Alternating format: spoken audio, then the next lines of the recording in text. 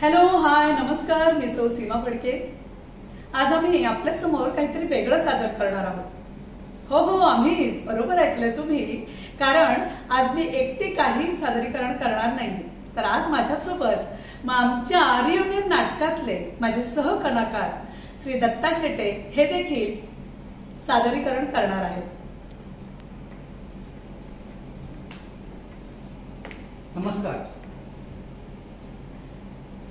पण त्यापूर्वी थोडंसं नाटकाबद्दल. साई आर्ट्स प्रस्तुत 2 अंकी नाटक रियुनियन. निर्माता लेखक सुरेंद्र जगे, सहनिर्माता श्रीकांत उपासनी, दिग्दर्शक विशाल राऊत, नेपथ्य प्रदीप पाटील, संगीत सुदीप ठोसर, प्रकाश योजना आनंद केळकर, नृत्य स्नेहल लोंढे, रंगभूषा अभय शिंदे, रंगमंच व्यवस्था मिलिंद देशमुख, राजन तांबे आणि यातील कलाकार सुरेंद्र जगे, प्रशांत प्रधान, नितीन शृंगारपुरे, अजित रांजणे, विजय चोगले, विवेक हिंगणे, आमोद करंदीकर, अलका कोळी, सोनल दलाल, साक्षी गोखले, नीता दाणी आणि अनघाच्या भूमिकेत अर्थातच मी सीमा फडके आणि सुजयच्या भूमिकेत दत्ता शेटे सादर करत आहोत रियुनियन नाटकाचे छोट्याशा भागाचे अभिवाचन. मोशुलाच्या मोशुलाच्या आता थोड्याच वेळात पहाट होईल आणि आपले अर्जुन दादा आहेत ना, ते तुला छान छान खायला देतील. अरे, आवाज करू नकोस. सगळी मित्रमंडळी झोपली आहेत की नाही? हे बघ, मी येते. पटकन बागेत जाते आणि थोडं वॉक घेऊन येते.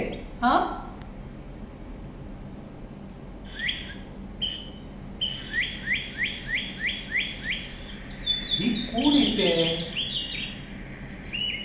अनघा? अरे देवा, आता ही कुठे आली इकडे? इतकी वर्ष झाली, भेट नाही, संभाषण नाही. बापरे, हिने जर मला इथे पाहिलं तर दोघांची पोझिशन ऑकवर्ड होईल. काय करावं बरं? चला, त्यापेक्षा आपण बंगल्यातच जावं. कुणीतरी आहे वाटतं तिथे. योगा करते वाटतं.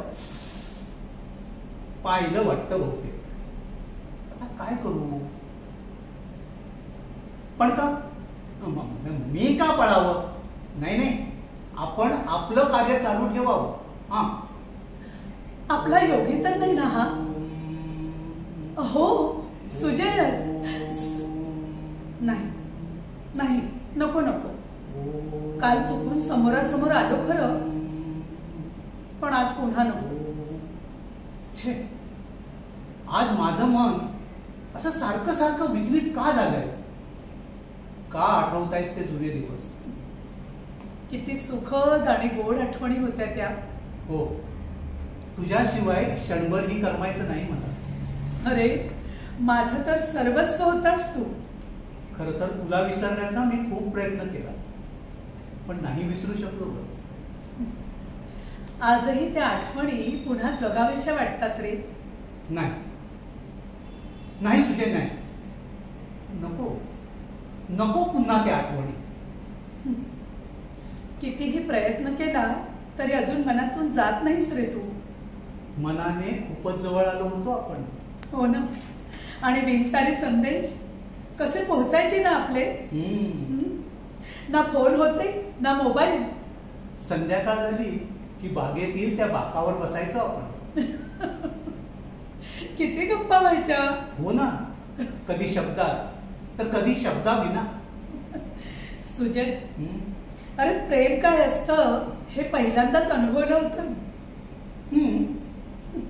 माझं पहिलं आणि शेवटचं प्रेम फक्त तू आणि तूच होतीस. बागेतली ती मंद सुवासिक वाऱ्याची झुळूक अजूनही मोहित करते मला. आणि तू वाळलेल्या गजऱ्याचा सुगंध माझ्या रोमारोमात भिनायचा. हो ना. आणि तूही किती आठवणीने माझ्यासाठी गजरा आणि फुलं घेऊन यायचास. हो अगं तूही माझ्या आवडीनिवडी जपायचीस. तुला आठवतंय काय रे? तू दिलेलं ते पेन आणि इतर भेटवस्तू. हा त्याचं काय? अगं अजूनही जपून ठेवल्यात मी. खरंच? अनघा काय झालं ग? काय जाऊ दे. आणि काय रे, गप्पा मारताना वेळेचं भान तरी असायचं का आपल्याला? ती तर एक मोठी गंमतच होती. गंमत? हो. खरं सांगू ते पण हसायचं नाही. अरे नाही हसणार. बोल. तुझा सहवास मला हवावासा वाटायचा. मला असं वाटायचं की तू मला सोडून कधी जाऊच नाही. खरं सांगू मला सुखी संसाराची किती स्वप्न पाहायचो ना आपण. येस. मला तर असं झालं होतं केव्हा मी एकदा सेटल होतोय आणि आपलं लग्न होतंय. शुभमंगल सावधान. अरे सुजय.